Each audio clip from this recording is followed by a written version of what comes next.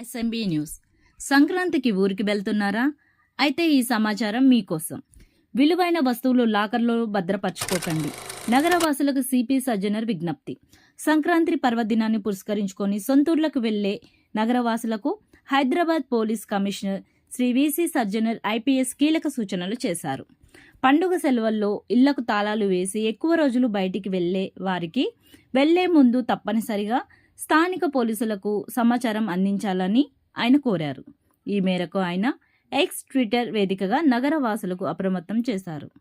పండుగ వేళ చాలా మంది కుటుంబ సమేతంగా ఊర్లకు వెళ్తుంటారని, అదే అదునుగా భావించి దొంగలు చోరీలకు పాల్పడే అవకాశం ఉందని సిపి పేర్కొన్నారు. ప్రజలకు ముందే సమీపంలోని పోలీస్ స్టేషన్లో గానీ బీట్ ఆఫీసర్కి గానీ సమాచారం ఇస్తే పెట్రోలింగ్లో భాగంగా సిబ్బంది ఆయా ఇళ్లపై ప్రత్యక్ష నిఘా ఉంచుతారని తెలిపారు.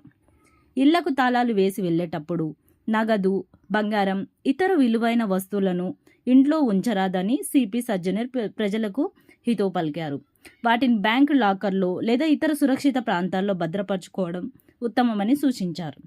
ఈ చిన్నపాటి జాగ్రత్తలు పాటించడం ద్వారా చోరీలను నివారించవచ్చని, తద్వారా పండుగను ప్రశాంతంగా జరుపుకోవచ్చని పేర్కొన్నారు.